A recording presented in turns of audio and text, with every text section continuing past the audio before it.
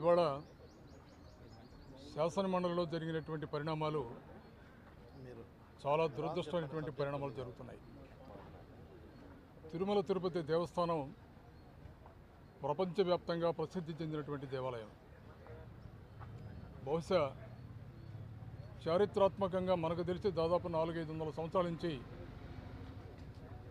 ఏనాడు కూడా ఎవరు కూడా అంత తీవ్రమైనటువంటి ఆరోపణలు ఎవరు చేసి ఉండలేదు. ఈరోజు ముఖ్యమంత్రి చంద్రబాబు నాయుడు గారు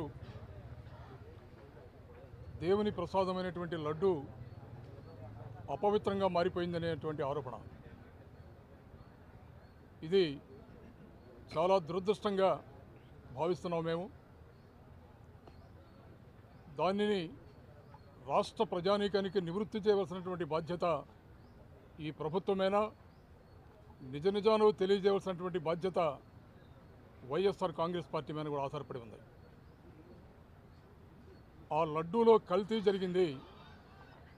దానిలో గొడ్డు మాంసం కొవ్వు, పంది కొవ్వు, చేప కొవ్వు, నెయ్యి, నూనె కలిసిందనేటువంటి తీవ్రమైనటువంటి ఆరోపణలు చంద్రబాబు నాయుడు గారితో సహా కూటమి నాయకులందరూ చేశారు.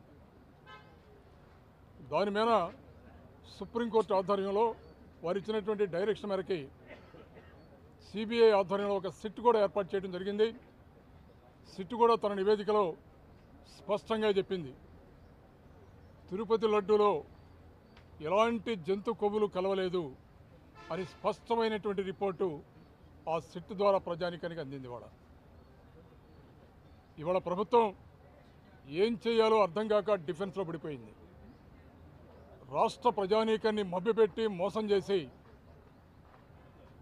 ఇవాళ అనేకమైనటువంటి తప్పుడు ఆరోపణలు చేస్తున్నటువంటి ముఖ్యమంత్రి గారు స్పష్టమైనటువంటి సమాధానం చెప్పే పరిస్థితుల్లో ఇవాళ లేరు. ఇవాళ బిజినెస్ అడ్వైజరీ కమిటీ శాసనమండలిలో కూర్చొని దీని మీద 2-3 సార్లు చర్చించడం జరిగింది.